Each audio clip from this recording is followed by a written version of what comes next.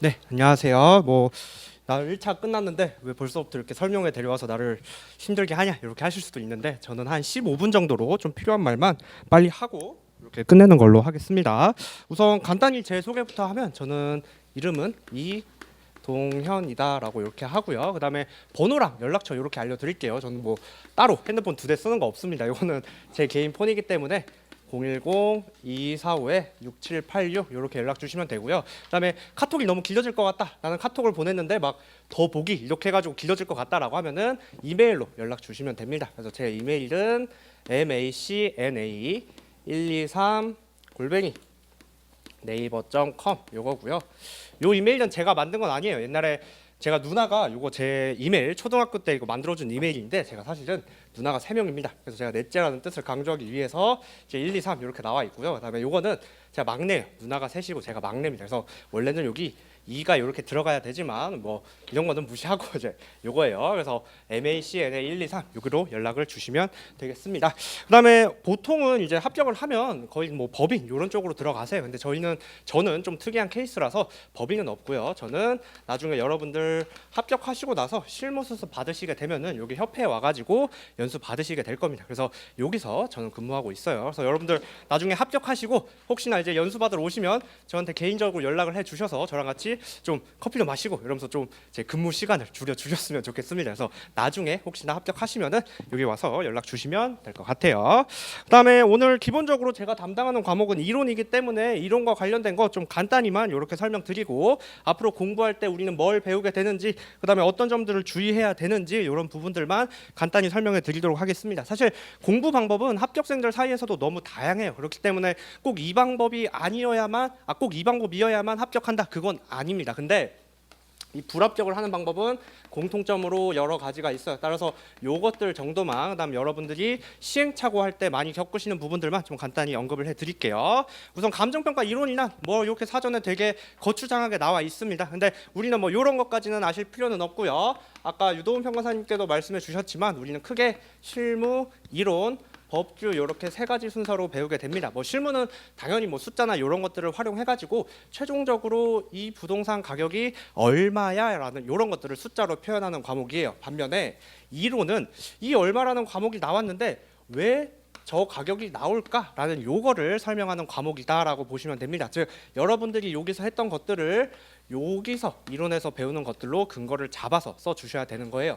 반면에 이 법규 같은 경우에는 너가 했던 것들이 물론 뭐 이론적으로는 타당할 수 있겠지만 과연 지금 있는 법령 규정에도 부합하는지 이것들을 확인하는 게 법규 과목이다라고 보시면 되겠습니다. 그래서 뭐 예를 들어서 여러분들이 음식을 만들어요. 그래서 나는 이런 음식을 만들었어. 너무 맛있어라고 이렇게만 끝내는 게 실무다라고 하면은 이론에서는 여기서는 조미료를 얼마 넣고 그다음에 여기서는 국자를 몇 번 휘젓고 이렇기 때문에 맛있는 거야 라고 설명하는 과목. 반면에 여기서는 맛있고 말고를 떠나서 그게 진짜 식품위생법에 부합하는 조리법인가요? 이거 조미료를 너무 많이 넣은 거 아닌가요? 라고 하는 요게 법규 과목에 해당하신다라고 보시면 될 것 같아요. 그래서 나중에는 결국 요 세 가지 과목이 전부 다 한 과목이다라는 생각이 들면은 그때는 합격한다라고 보시면 될 것 같습니다. 물론 처음에 진도 나갈 때는 다 따로따로 이렇게 생각이 드실 거예요. 근데 결국은 세 과목은 다 한 과목에 해당하게 되는 겁니다. 그래서 이론은 우선 요 정도로만 얘기를 하고요. 나중에 결국은 여러분들 기본 강의도 들으시고 그다음에 문제풀이도 하고 스터디 통해서 뭐 답안지도 많이 작성하고 이렇게 하시게 될 겁니다. 근데 이 세 과목은 물론 한 가지 과목에 전부 다 하나로 통하는 과목이긴 하지만 약간의 특징이 서로 달라요. 그거를 지금 잠깐만 말씀해 드릴게요. 우선 첫 번째 실무 이렇게 하고요. 그다음에 두 번째로는 이론, 그다음에 세 번째로는 법규 이렇게 있을 겁니다. 그다음에 처음에 여러분들이 기본 강의를 들어가실 때는 각 과목마다 기본적인 내용, 기본 강의 설명을 이렇게 하게 되고요. 두 번째로는 문제풀이나 스터디를 통해서 답안 작성을 이렇게 하시게 될 겁니다. 실무는 여러분들이 해보신 게 아니고 또 되게 신기해요. 아니 뭐 토지 평가를 이렇게 그다음에 나중에 보면 뭐 광업권 이런 평가도 합니다. 그다음에 뭐 보상 이런 데로 나가게 되면 내용 자체도 굉장히 어려워요. 얘 어렵고요. 그다음에 답안 작성하는 것도 내용이 어렵기 때문에 굉장히 어렵습니다. 반면에 이론 같은 경우에는 처음에 내용 자체는 그렇게 어렵지 않아요. 또 그리고 여러분들이 부동산 학 원론을 한번 해보고 오셨기 때문에 뭐야 처음에는 너무 뻔한 거 아니야? 그 다음에 실무에서 했던 것들 어느 정도 중복되는 것 같은데 라고 생각이 드실 것 같아서 내용적인 측면은 크게 다르진 않으실 겁니다. 근데 여기는 정말 화나는 게 나중에 답안 작성하는 부분이 굉장히 어렵게 돼요. 그래서 이런 부분을 기본 강의 하실 때도 조금 단원 간의 연관성 이런 부분을 확인하면서 접근해 주셔야 합니다. 그 다음에 법규 같은 경우는 내용이 굉장히 어려워요. 왜냐하면 처음에 여러분들이 일상생활에서 쓰는 용어를 전혀 사용하고 있지 않습니다. 이제 판사분들 쓰시는 용어는 정말 고차원적인 용어이기 때문에 내용을 이해하기는 어려우실 테지만 나중에 얘 같은 경우는 답안 작성을 할 때는 정말 정형화된 답안 작성 순서가 있기 때문에 이 산만 넘으시게 되면은 여기에서는 크게 고민을 많이 안 하시게 될 거예요. 그래서 각 과목별 특징은 실무가 가장 어렵죠. 그다음에 이론 같은 경우는 답안 작성하는 게 너무 어려워지고요. 법규 같은 경우는 내용 이해하는 단계만 좀 넘고 암기만 어느 정도 된다면 답안 작성하는 데는 크게 어려움이 없으십니다. 그리고 이런 각 과목별 특징을 고려해서 결국은 여러분들이 수업 목적상의 공부를 하실 때 점수를 어느 정도 받아야 될지 그 감을 가지고 가셔야 돼요. 그래서 실무 같은 경우는 뭐 최근에 꽈락률도 너무 높았기 때문에 얘는 40점 정도를 넘는다라는 관점으로 공부를 해주셔야 되고요. 얘 같은 경우는 45점 정도 평균을 받는 걸로, 그 다음에 법규 같은 경우는 아무리 못해도 50 후반에서 60 초반 이렇게 받아가 주시는 게 가장 여기 평균화된 공부 방법입니다. 얘는 내용도 어렵고 답안 작성도 어렵고 나중에는 시간 제약도 정말 크기 때문에 요 정도가 목표. 그다음에 얘는 내용은 쉽지만 걔를 활용해서 뽑아 쓰는 게 정말 어렵기 때문에 평균적인 요 점수.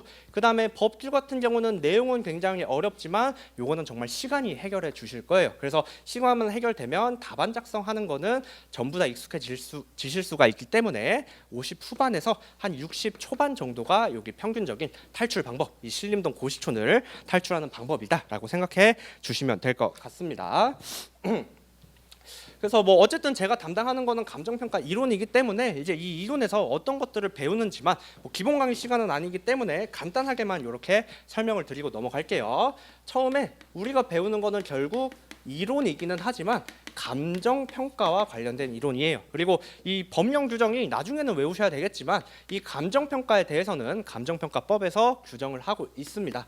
뭐라고 하고 있냐면 토지 등의 그 다음에 경제적 가치, 그 다음에 세 번째로는 판정해서 그 결과를 가액으로 표시,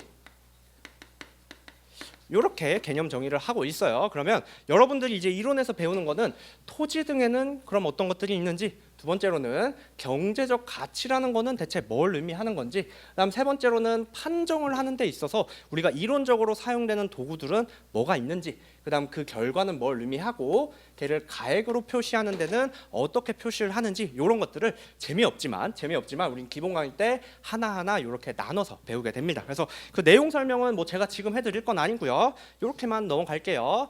토지 등에는 기본적으로 토지하고 정착물, 건물 이런 것들이 있습니다. 그다음에 조금 신기한 물건들, 과수원 이런 것도 있고요. 공장재단, 그다음 영업권, 지식재산권, 좀 말만 들어도 뭐야 좀 섬뜩하죠. 그다음에 기업가치, 유가증권, 뭐 주식, 그다음에 채권 이런 것들도 하고, 오염 등으로 인한 가치 하락분, 소음이 발생해서 부동산이 얼마나 가치가 떨어졌을까 이런 것들도 다 감정평가 대상이 되게 됩니다. 따라서 요 처음 단원에서 배우는 토지 등에는 저런 물건들이 포함되게 돼요. 그다음 두 번째로는 경제적 가치입니다. 그래서 우리는 가치와 가격, 요거는 나중에 기본 강의 들어가시게 되면 또 나눠서 배우실 거예요. 우리가 감정평가할 때 기본적으로 고려하는 거는 단순히 시장에서 사람들이 수요와 공급에 의해서 결정된 가격이 아니라 진짜 그 부동산이 내재적으로 가지고 있는 가치를 판정하게 된다라는 겁니다. 그래서 두 번째 경제적 가치 단원에서는 가치와 가격, 얘네 둘은 어떻게 다른지, 그다음에 우리는 좀 세속적이긴 하지만 결국 그 가치가 얼마야, 즉 경제적으로 대체 얼마 정도의 돈을 줘야 돼라는 이런 것들을 배우게 됩니다. 따라서 비금전적이 아니라 금전적인 가치가 되게 된다라는 거죠. 뭐 한강에 놀러 갔어요. 요즘 날씨가 너무 좋잖아요. 그러면 벚꽃이 너무 떨어져, 이뻐. 하지만 감정평가의 관점에서는 걔는 얼마야, 걔를 입장권으로 살려면 얼마 정도는 줘야 돼라는 요 관점이 감정평가에서 경제적 가치다라는 겁니다. 그 다음에 세 번째, 판정하는 과정은 여기선 되게 단순하게 나와 있긴 한데 제일 이론적인 내용이 많은 측면이에요. 그래서 요 가치를 우리는 어떻게 판정하는지, 가격 재원칙이라는 거, 그 다음에 시장 분석이다라는 거, 그 다음에 그로 인해서 최유효 이용을 판정하고 삼방식과 시상가액 조정을 통해서 이 가치를 판정하는 과정을 거치게 됩니다. 그리고 요거는 이론적인 부분이긴 하지만 실제적으로 실무에서 결국 얼마야라는 거를 파악하는 관점이기 때문에 얘는 실무에서 여러분들이 문제 푸는 것과 연관된다라고 보시면 될 것 같아요. 그 다음에 마지막으로 최종적인 결과, 요 용어 자체들은 지금 다 모르셔도 상관없습니다. 근데 우리가 이렇게 하나하나 세분화된 내용들을 배우게 된다라는 것만 좀 주의해 주시면 돼요. 그래서 그 결과는 우리는 시장 가치라는 거를 판정하게 되고요. 그 결과를 가액이다라고 이렇게 표현하게 됩니다. 그리고 걔를 표시하는 방법 자체는 점으로, 그냥 얘 단순히 얼마야, 100원이야 라고 이렇게 표시를 할 수도 있지만 90원에서 110원 요 사이의 범위일 수도 있다, 이렇게 표시를 할 수도 있다라는 거예요. 그래서 토지 등 경제적 가치, 그 다음에 걔를 판정하는 걸 통해서 최종적인 결과와 걔를 감정평가서에 어떻게 표시하는지까지 이런 것들을 배우는 게 감정평가 이론의 전체적인 단원 구성이다라고 봐주시면 될 것 같습니다. 네, 내용적인 것들은 이 정도로만 하고요. 그 다음에 세부적인 것들은 기본 강의 들어가면 점점 하시게 되실 거예요. 그래서 뭐 간단히 앞으로 이거 아까 말씀드린 겁니다. 뭐 40점, 45점, 한 60점 이렇게 받아 가셔야 평균적으로 여기서 빨리 탈출을 하실 수가 있고요. 그 다음에 기본서 교재 같은 경우에는 얘랑 관련된 논문들, 앞으로 수업할 때 필요한 논문들 좀 정리해 드렸고, 그 다음에 그나마 좀 유형, 익숙한 유형들 푸실 수 있게 문제 간단히 언급해 드렸고, 그 다음에 너무 글로만 보시면 불편하실 수 있어서 표로 가끔 이렇게 정리를 해 드렸습니다. 그래서 가급적이면 요 책만 보실 수 있으면은 굳이 다른 교재는 보지 않으시더라도 여기에 있는 것만 외우면 여기 걸 활용해서 답안지를 쓸 수 있게 기본서를 구성했으니까 참고해 주시면 될 것 같아요. 그다음에 교재 내용 자체는 뭐 요 정도가 있긴 하지만 제가 제일 많이 말씀드리고 싶었던 마지막 요 부분입니다. 그래서 뭐 기본 강의를 누구를 들으셔야 되냐, 그거는 뭐 저를 들으셔야 된다 그런 것도 아니에요. 기본 강의는 각자 자기한테 맞는다고 생각하는 분을 찾아서 들으시면 상관없습니다. 근데 제가 조금 당부드리고 싶은 말씀은 앞으로 이론 공부를 할 때 최소한 요것만큼은 좀 주의를 해 주셨으면 좋겠다라는 거예요. 첫 번째로는 기본서 내용입니다. 기본서 자체는 정말 기본서예요. 기본서이기 때문에 나중에 시험 공부를 하실 때 어느 범위까지 자꾸 외워야 돼요? 어디까지는 안 외워도 되나요? 이런 거를 하시면 안 되고요. 여기에 있는 내용만큼은 여러분들이 답안지를 작성할 때 필수적으로 숙지하셔야 되는 상황이기 때문에 여기에 있는 것들은 100% 가지고 들어가셔야 됩니다. 물론 처음부터 다 빽빽하게 외우실 수는 없어요. 처음부터 빽빽하게 외우게 되면 저희 고등학교 때 했던 것처럼 앞에 집합 단원만 씹어먹고 뒤에는 너무 하얘져 버리게 돼요. 그래서 처음에 이 기본서를 읽으실 때는 큰 틀에서 전체적으로 어떤 내용이 있구나 정도만 가져가시고요. 2회독을 하실 때는 점점 촘촘히 이렇게 해서 최종적으로 내가 시험 당일날 100%를 가져간다고 생각하셔야지, 처음부터 이렇게 시꺼멓게 칠해가면서 모든 걸 다 가져간다고 생각하시면 지쳐서 쓰러집니다. 쓰러지고요. 그 다음에 이렇게 하면 진도가 전혀 안 나가기 때문에 처음부터는 이렇게 하지 않으셨으면 좋겠어요. 그 다음 두 번째로, 이론 같은 경우는 너무 단순 암기형이라고만 생각하시는 분들이 있어요. 물론 기본서의 내용을 외우다 보면은 암기형에 해당하긴 합니다. 근데 이론을 나중에 답안지 쓸 때 굉장히 어렵다고 하는 이유가 기본서에 없는 내용도 자꾸 문제로 나오는 경우들이 있어요. 그러면 저런 문제들을 해결하는 방법은 암기는 아니고 이 암기한 내용을 활용하셔서 답안지를 작성하실 수가 있어야 됩니다. 근데 요럼에도 불구하고 새로운 논점이 나올 때마다 자꾸 플러스 알파로 정리하셔서 모든 걸 암기로 해결하시려고 하는 분들이 있어요. 이거는 정말 좋지 않은 공부 방법입니다. 그래서 기본서 내용은 다 가져가셔야 되지만 모르는 문제가 나왔을 때는 걔를 활용을 어떻게 할지를 고민하셔야지, 새로운 논점이다, 또 내 기본서에다 정리를 해야지, 이런 식으로 하시면 이론 공부가 점점 힘들어지실 겁니다. 그 다음에 세 번째로는 기본 강의 할 때는 아니고 나중에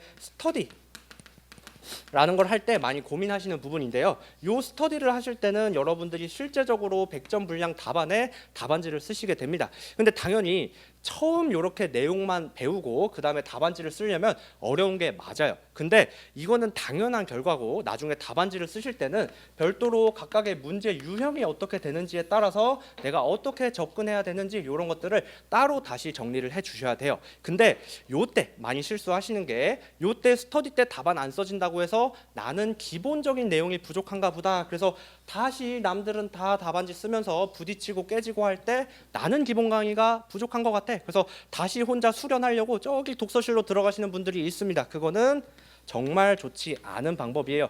기본서 내용을 잘 몰라서 답안을 못 쓰는 게 아니라 그 내용을 잘 활용하지 못하고 문제풀이 할 때 문제 유형별로 어떻게 해야 되는지가 익숙하지 않아서 그런 문제가 발생하는 겁니다. 그래서 따라서 요때 답안지가 안 써진다고 해서 요때 들어가서 남들 다 답안지 쓸 때 기본 강의 다시 회독해 버리시게 되면은 남들과의 격차가 그만큼 더 발생하게 돼요. 그래서 요때가 제일 분기점입니다. 이거는 어느 분 강의를 들으셔도 요때 이것 때문에 다시 기본 강의로 돌아가시는 실수만은 안 하셨으면 좋겠어요. 그래서 정리하면 나중에 여러분들 기본 강의 개강하시게 되면 물론 실무가 제일 중요한 건 맞아요. 하지만 이론하고 법규도 우리 100점짜리 분량 답안 중에 하나입니다. 따라서 최소한 이론 같은 경우에도 하루에 1시간 내지 2시간 정도는 공부를 꼭 해주세요. 매일매일 꾸준히 해주시는 게 중요합니다. 그 다음에 두 번째로 기본서 내용 자체는 당연히 정리를 해 주셔야 되겠지만 나중에 답안 작성하는 것도 별도로 꼭 필요한 단원인 만큼